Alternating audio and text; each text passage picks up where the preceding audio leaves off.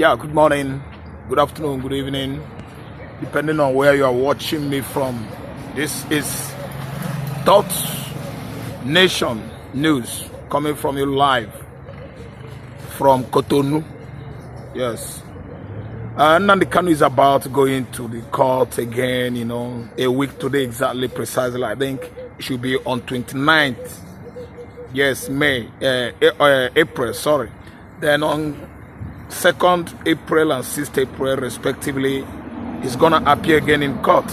And recently, we learned from Onyendu, Mazi Nnamdi Kanu, that the next hearing or court session shouldn't be based on opinion or sentiment, but it should be according to the law. Yes, rule of law, United Nations Charter, ECOWAS Charter, African Union Charter is not going to base on Nigerian kind of factor, or opinion. Not speculation, not politics. We don't expect Nnamdi Kanu released based on conditionalities. No condition on conditionalities should be accepted. This time around, Mazi Nnamdi Kanu is to be free. We've seen what is going on around Nigeria, around the country, a situation whereby people are dying on daily basis. Some persons. Mahmuda is another sect of terrorist organization that just springs up from the axis of Kwara State in the southwest or north, central. They just sprang up, and the chief of army staff, Oluyode, I think, has actually sworn that Nigerian military clique should rise up to their feet now to drive that new spate of terrorists that just sprang up recently out of Nigeria. And from very, very reliable source, we learned that Mahmuda terrorists, Mahamuda, I don't know what they call it because I'm a Christian, I'm not a Muslim. They have sworn that they are going to abscond into Republic of Benin. But we here in this contraption, we don't mind, we don't care whichever country Mahmuda, the new terrorist group, has actually planned to abscond into.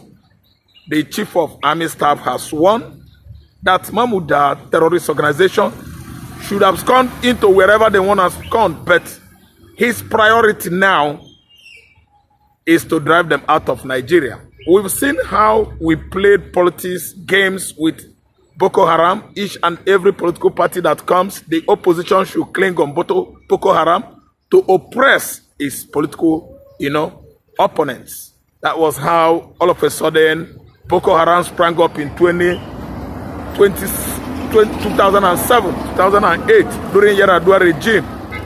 And like play, which began like child play, has actually translated into a big terrorist platform in West Africa, even affiliated to ISIS, which is ISWAP, Islamic State of West African Province.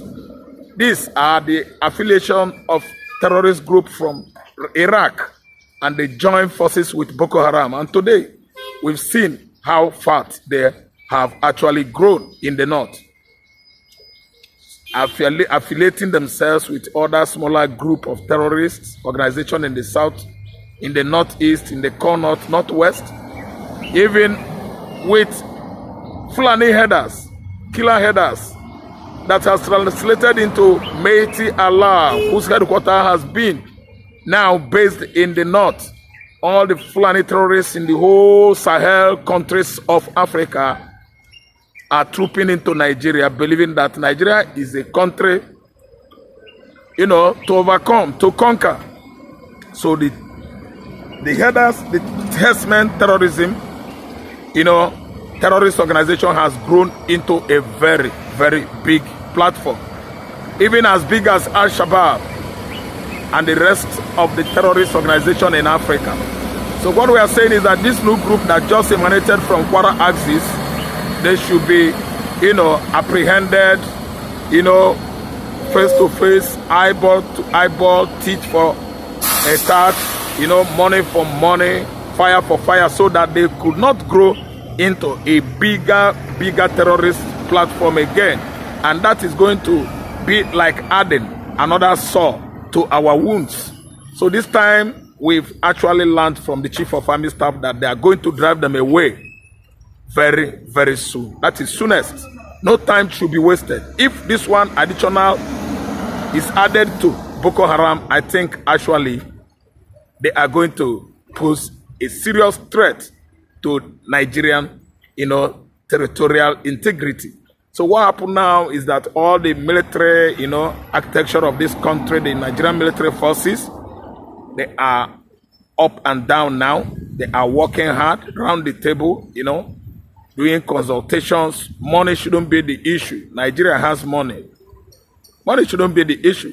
Nigeria has money. They should do quick and drive them away. They should be driven away, right now, so that they don't pose a bigger threat than Boko Haram. Think about if this Mahmuda terror organization affiliate or get affiliated with Boko Haram. Don't you think that they're going to constitute a bigger obstacle to Nigerian states?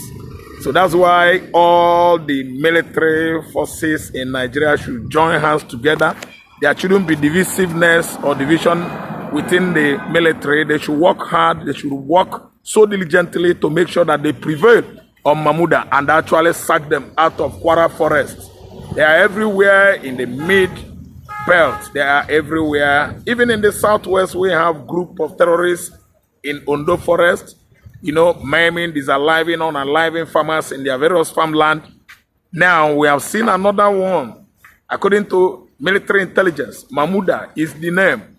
Wow, Nigeria is accommodating many terrorist groups in Africa, even outside Africa, because of the kind of havoc religion has actually wreaked in this country. Religion has gone far to bring Nigeria down. Religion plus atheism. Atheism has to do with lack of modern technology, lack of education, modern civilization, lack of science. We have atheism, we have religion, we have ethnic bigotry, we have religion bigotry. All these are posing danger, serious one, to the Nigerian state. And that's why this present administration should hasten up to make sure that Mahmuda kind of terrorist organization at the axis of Kwara farmland, Kwara forest, they have actually started maiming, disaliving, unaliving people in their various farmlands. Farmers are no longer going to farm in Kwara state. So what are we going to do? The money we budgeted for insecurity, the security votes given to the governors, they are going to use it competently. Failure to do so, that money should not be misused. The money should serve that purpose for which it has been at least voted for. Security vote is in billions. What are the governors using this money for? We don't know. It has not been established, yes, that the governors are using the security vote allocation from federal into their various, states' accounts. They are not using it well. I think they use it for their personal interest. That's why Mahmuda terrorist organization just springs up newly from the axis of Kwara. The Kwara state governor is not even supposed to complain to the federal or national security advisor, because he is the chief security officer, the CEO of security, everything about security in that state. Kwara state governor, you should brace up.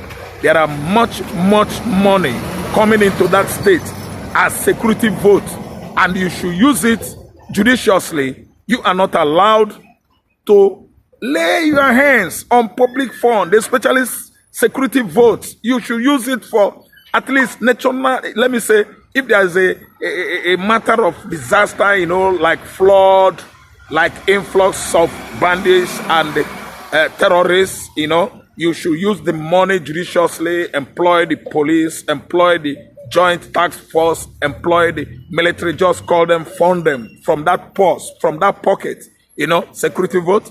You shouldn't be waiting for the federal. It shouldn't be all the time federal. No, you have your veto power to take action in your state. Yes, to take action in your state. So which is why you should use the money judiciously, should in case something like that repeats itself. So you should know how to tackle any upcoming one, presumable one, the ones that are coming, in the future, nearby future. You should stand up to your feet. You have enough fund voted for you as security vote. I'm just talking to Kwara State Governor. Not only Kwara State Governor, it cuts across. What about Anambra State? What about Enugu State, Abia State, Ebonyi State? Where Fulani terrorists, Fulani herdsmen terrorists have actually infiltrated mostly in the recent time. I'm talking to all the southeastern states, the governors there, much security votes, what trillions are coming into that state every month. There are money budgeted again to various ministers, various federal government functionaries. They are paying them security votes. Don't think ever that security votes only go to the governors. No, the disbursement is cut across all the public office holders within the states of the federation. They have money they are giving them every month, and this money, these funds are very fat, huge enough that they could take care of each state of the origins where they come from. Their state of origins, they should use those money, I mean the ministers, to at least to take care of natural disaster like flood, like fire outbursts, like insecurity, and so on and so forth. But we recently discovered that all these security votes going to the commissioners, governors, and so on and so forth are not properly used for that purpose for which they are all disbursed. They are not properly using it. So the problem is cut across the federal, both the federal and the states. They are not managing the public funds well. Especially we know that Nigeria, public funds will always dip our hands into the public funds purses, and nobody could do anything about it because the judiciary has actually deviated, from being active. They have been, stooges, to the federal, to the state governors, even to the ministers. If you go to the judiciary today, the judiciary court represents, we know, but the court has been bought over by the government functionaries. Once you have money, you have your way. You can steal billions in Nigeria because you have money. You can buy court. You can buy everybody. Court, which is the common, let me say, survivor. Yes. The common hope. Yes. Faith that common man, layman in Nigeria, or the masses has actually absconded. Yes. Yes. It has absconded away from us. It has run away from us. It has shifted from us. They are no longer reachable by us. We can't reach them again. They have denied us justice. They have denied us that purposes for which they stand. They stand for the purpose of delivering good justice, equity to us. But today, it is only the rich. It is only the rich politicians. It is only the rich that, could get that justice from the court, from the Department of Judiciary because of money. There are many things going on in Nigeria so abnormal and indecent, unjustified, because simply the Nigerian system has factors. Nigerian factors, very dangerous factors, bringing much disparities, much perilities to us, especially the dimensional poverty we are talking about. It has many tentacles. Its tentacles has been spread all over the country. It catches up with transportation, catches up with light. The light is no longer stable, catches up with medication. We cannot easily go to the hospital again for Medicare. That's why everybody should be praying so fervently for good health. If you're sick and go to the hospital, you cannot afford drug or medication is too expensive. Nigeria is wallowing in multidimensional poverty, a poverty that is multifaceted. It's not only food drought. In fact, it is too enraging, too angering that we cannot afford nothing now in Nigeria. Kanu is going to the court, and we want everything based on law, international jurisprudence, international law. We don't want it to base on ethnicity. We don't want it to base on opinion. No, it should be based on law. Law. United Nations Charter says you shouldn't rendition somebody from another country into your country without appropriate document or procedure or legal procedure at least followed. There should be legal follow-up in Nnamdi Kanu's next hearing. So that may just touch some points in regard of what speculation, social media speculations last week or beginning of this week actually said about Simon Ekpa and Joko that he is to be extradited. No, Finland has actually reiterated that they have never planned to extradite Simon Ekpa. Simon Ekpa's lawyer has actually come on social media, yes, giving press conference anyway, interviews to correspondents that he has never ever gotten such information about extraditing an innocent man, Simon Ekpa, into Nigeria. Nigeria is a hellfire for Simon Ekpa. Simon Ekpa will never ever come into this hellfire. Yes, they want to butcher Simon Ekpa and make suya of his body, meat, flesh.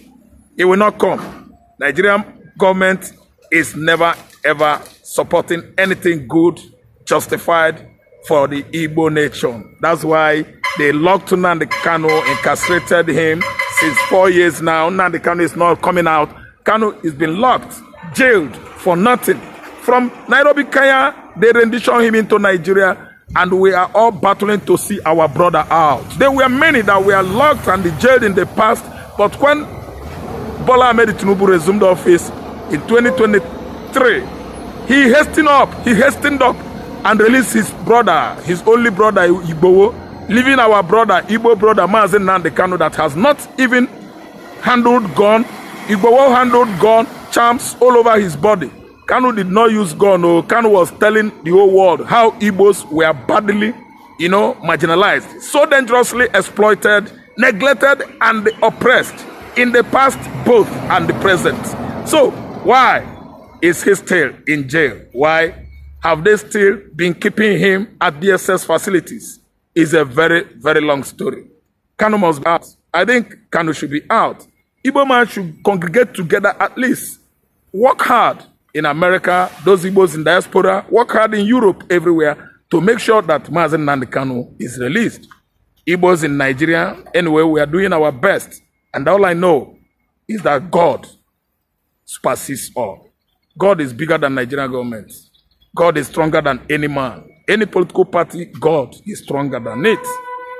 God is stronger than anybody. Kanu must actually come out. In fact, he is coming out now. And it shouldn't be based on opinion if Kanu appears in the court. Comes 29 April, 2nd May, and 6th May. It's going to be based on due process of Federal Republic of Nigeria and the United Nations Constitution, or you call it Charter. So, the major debate in the House of Capitol, the lower legislative chamber of USA now, is that Kanu is being detained for nothing and is coming out. Come what may, the House of Congress of the United States of America, they are all working hard to make sure that Kanu is released. I have to pause here. Yes, because of my time. I'm going to work. When I come here tomorrow, I'm going to just give you the best analysis, on politics going on around Nigeria. Kanu must be free. Stand. Remember your man? This is Ralph Tresvant, the Dot Nation News CEO. Share my channel, subscribe from me. That's the only money you can give me. The only compensation you can give me is subscription. Subscribe from me. Hit the notification bell. Like me, love me. Come down to the comment section and tell me whatever you want to do. Whatever we want to do, whatever you want to do, whatever you think about me, whatever you want to suggest, as a preferred solution to what is going on around Igbo land. You can see insecurity everywhere in Igbo land. The governor of Ebonyi State doesn't care. Charles Soludo doesn't care. Hope Uzodinma has aligned with the Fulani Janja ways, spying and unaliving his kinsmen in Imo State. Let us discuss Nwaflu and Peter Mbah's excesses. These two governors from Ebonyi State and the Enugu State, they are not doing Igbo any favor. You see it, our brothers, they have turned against us. So there are many things, left undone in Igbo land. And my thinking right now, my thought is about all these big names, big dudes, industrialists in Igbo land. They are not doing anything to help the man of our time, the best charismatic leader Igbo man has, Mazi Nnamdi Kanu. Where are the big names? The Atezes, the one we have not even heard before. Where are they? Let's do something about Nnamdi Kanu. Let's do something about actualization of Biafra. Biafra must come. The question of must. Thank you, and God bless you. Okay, good afternoon. Good afternoon to you. Okay, it's been reported that Simon Ekpa is about to be extradited. After CDS Musa came out to say that the necessary documents have been submitted to the Finnish government. But do you think this is visible? Do you think that Simon Ekpa will be brought back to Nigeria? Lie. Error. The greatest lies, pathological lies I've ever had or experienced in the recent time. That Simon Ekpa is about to, be brought back into Nigeria by Finland, a Scandinavian country in Europe, the most advanced countries in the world that abide by the law, obey the law, actually doesn't flout the law, international law. No.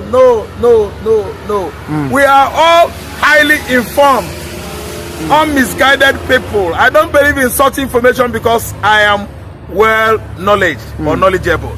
See, listen good. Nigeria and Finland does not have such extradition pact or treaty in the past and the present. Simon Ekpa will never ever be extradited into Nigerian nation until Biafra become a separate sovereign state. That is when it is possible, available for Simon Ekpa to appear in this contraption. This area, this part of African country, Igbo land is a Eastern African country. Yes, Southeast is from African East. We are not in the West Africa, we're in the Eastern Africa. Bordering Cameroon, Gabon, Equatorial Guinea. I don't know what I understand. So let me tell you, it is not possible. Simon Ekpa is not coming. They can't do that. Finland has discovered enough evidence to nail Nigeria. Nigeria is the cause of the problem going on in southeastern Nigeria. Nigerian government is the cause of the problem going on right now in Plateau State. Nigerian government actually is aware who are the Marubas. Yeah, the headers that are killing people in Plateau State, Benue State, Ebonyi State, Enugu State. Nigerian government is aware. What do I try to say here? The Fulanis have filled up the whole federal agencies. The whole designated positions in Nigerian government are occupied by the Fulanis. Look at the appointment made by Bola Ahmed Tinubu. Largely Yorubas, followed by Fulani, Hausa, and Mid-Belters. Other ethnicities in South. No Igbo man is there. And they are telling me that Simon Ekpa is coming. Extradite coup. Do we have such treaty or pact with Finland? We don't. We don't have it. And again, if you observe international law, you will actually find out that what Simon Ekpa is doing is still part of self-determination.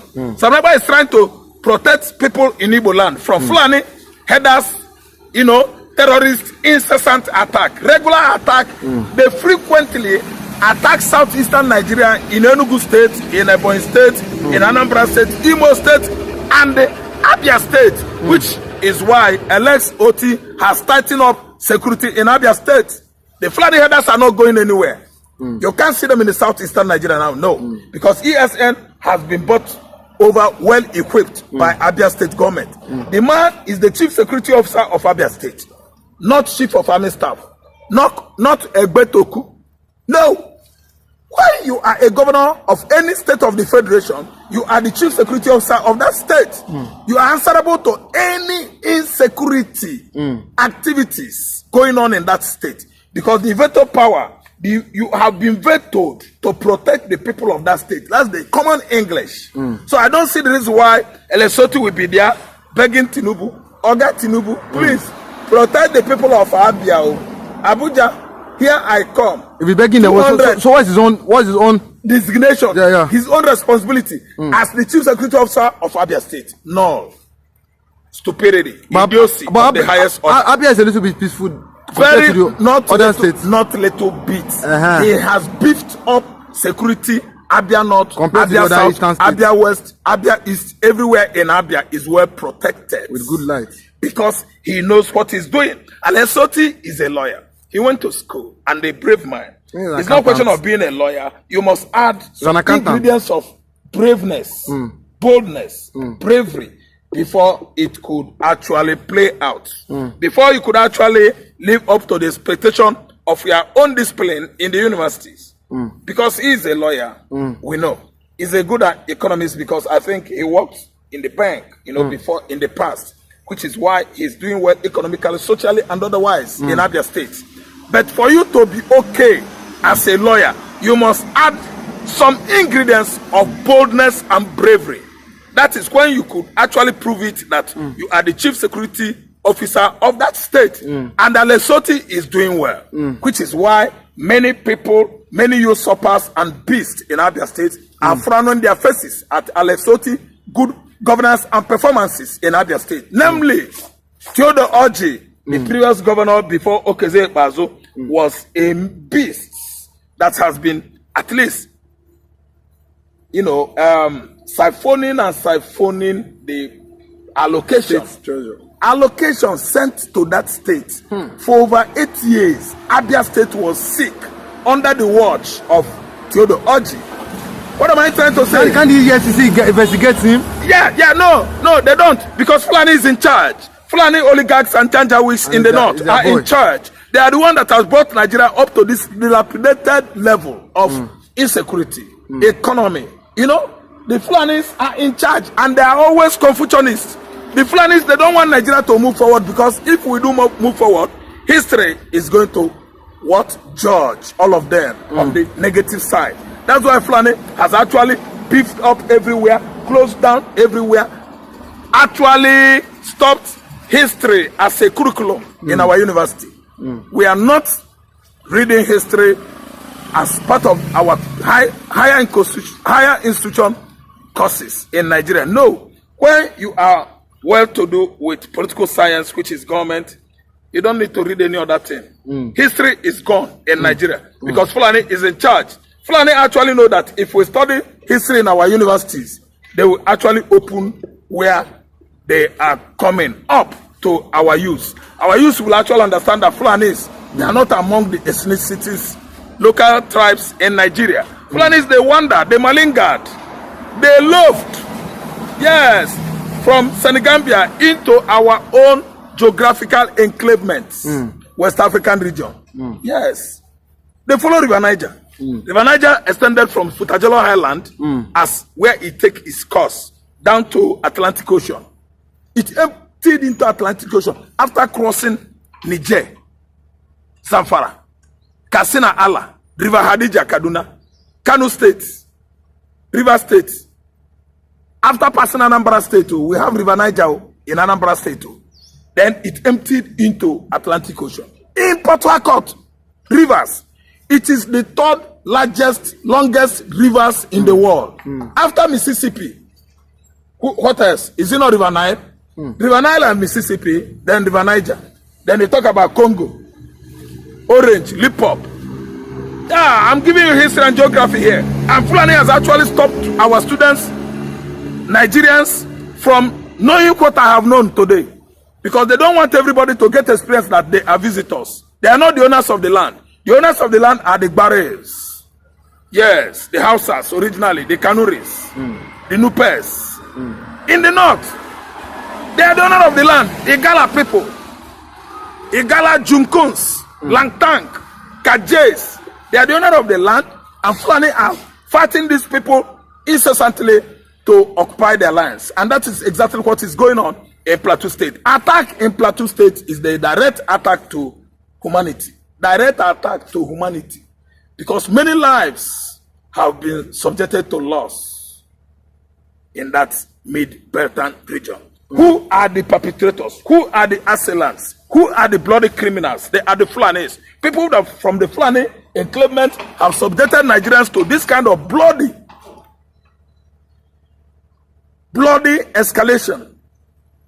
And they maim, they disalive, they unalive, they neutralize Nigerian people in Middle Belt, in Southwest, Southeast on daily basis. And because they have filled up the whole designation in both Southwest and Southwest, nobody's saying anything. Fulani man, they have actually come up with their crafty games, blinded their Southeastern, Southwestern, and South counterparts, not to actually know what is going on in Nigeria. Which is why in Imo State today, we are having a Fulani governor, Abba Kyari governor, Fulani governor, Hope Uzodinma Fulani governor, Aliyah, Reverend Father Aliyah of Benue State, Fulani governor.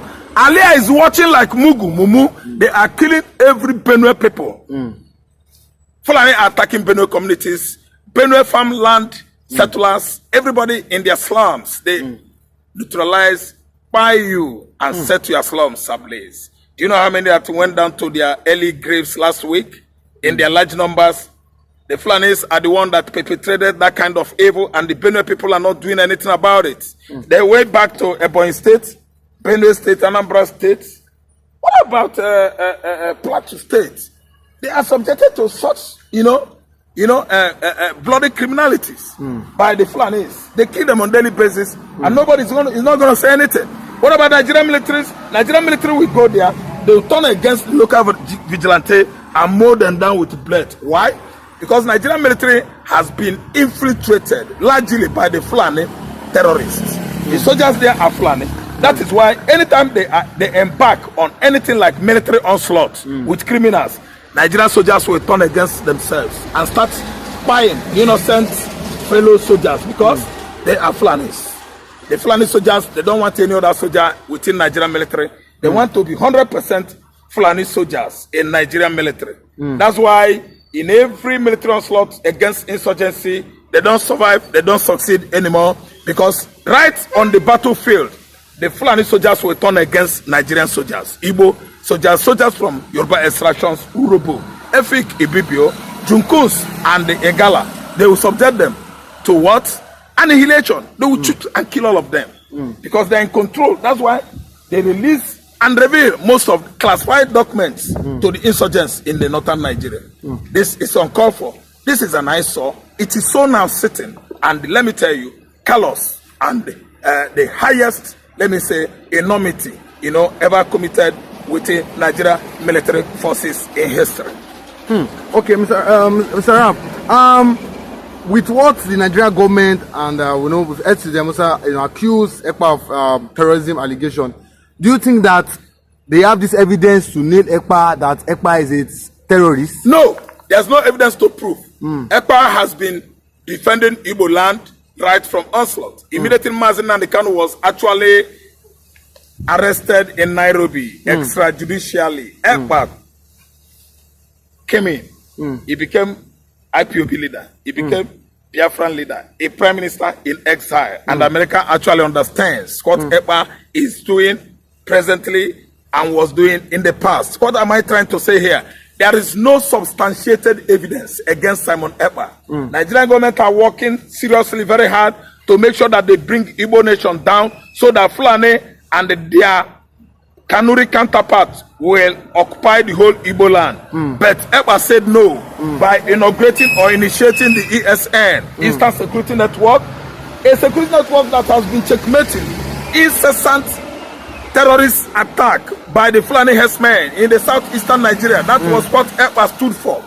ECPA has not committed any crime. They were killing Igbos in the past. ECPA was defending Igbo in the past. Even presently, most of his boys, Simon ECPA boys, are there waiting for Fulani soldiers, Fulani headers to come so that they will resist them. And it is on course. Fulani is going to take over Nigeria. That is their own agenda since 18th century. And they have actually started to execute their plan. Fulani conquest going on from northwest, core north, mid-north, down to northeast is highly progressive or on course. And who are the people resisting them? The Igbo says no.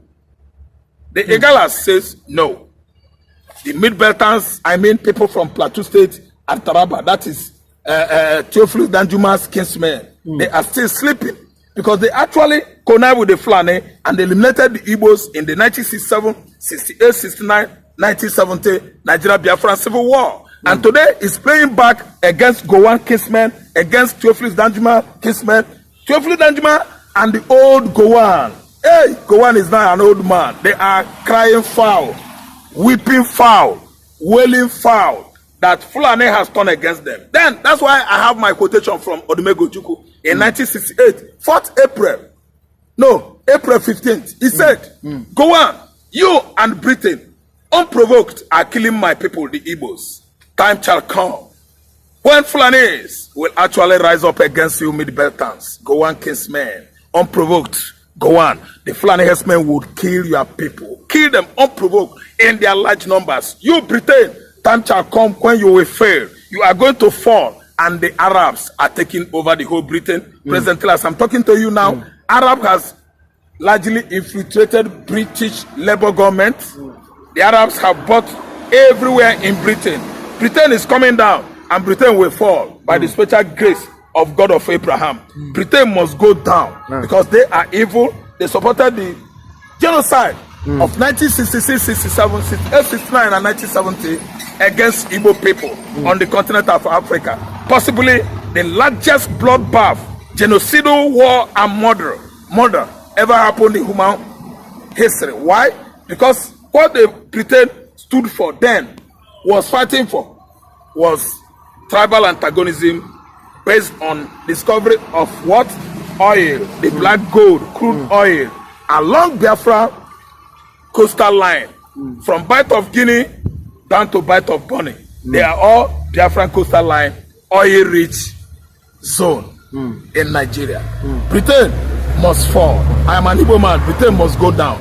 I'm telling you. History has begun to reckon on it because, of course, I know that the world we are now is the world of United States of America and Israel. It actually played out with the conflict at Gaza when Israel actually unleashed the worst technological and scientific war ever fought on earth, and Israel has come out victorious. Israel has come out victorious. Where is Britain?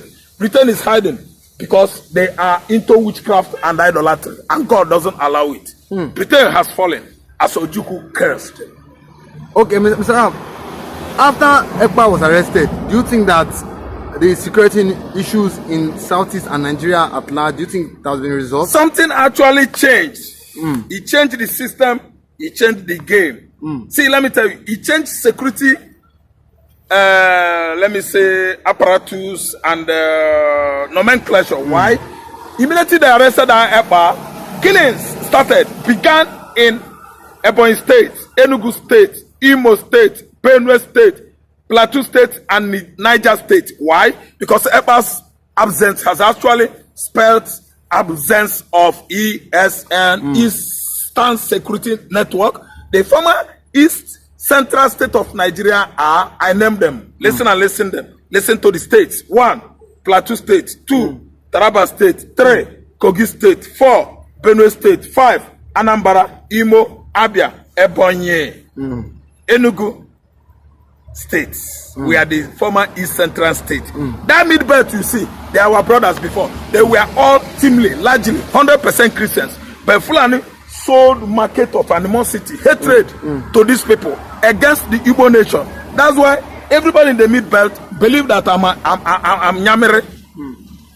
Though we are Christians together, but they call me Nyamere because Fulani told them, call them Nyamere, don't go with them, hate them. Detest these people, reject them. They are Nyamere, don't go with them. That's why Mid-Belt, people from Gowon kinsmen are dying in their large number. Let me tell you, 78 death tolls as a result of last weekend attacks in Plateau State. Death tolls has risen up to 78. In Benue community, up to 83. Because of the kind of market Fulani Janjaweed sold to these people. And they actually bought into it, thereby allowing this kind of bloody animosity perpetrated their region. They are dying in their large number. Nemesis lot of retribution and lot of karma. It's no longer, they are no longer natives of India on a global platform. Whatever man sow today is gonna repeat tomorrow. And that was exactly what Ojukwu told Gowan. Gowan is reaping it. Theophilus Danjuma is reaping it. The entire southwest mid-belt, they are reaping from what they actually sue in the year 1966, 67, 68, 69, and 1970. Let me say, so will catch you when you are doing your neighbor bad. A neighbor that has not done anything to you. Actually, the coup of 1966, it has been obviously vindicated the Igbos. We are not the one. The people that orchestrated the coup are the Yorubas. They are the Urobos, Efik, Ibibio. The whole national ethnicities in Nigeria, they are the one involved in this coup d'etat. Yet, they accuse the Igbos. Wrong accusation, wrong hatred, wrong animosity, wrong hostilities that actually started from 1966 till date. The Igbo man has won the war. Biafra must actually exit Nigeria. Must exit Nigeria. Yeah. Thank you very much. Can you remember to watch, share, subscribe from my channel, Nations, please. The only way you can do me good is subscribe, cheers, like, come to the comment section, discuss with me. Tell me anything you have in your mind. I will welcome it. I don't abuse anybody. Thank you so much. Subscribe from me. You're welcome.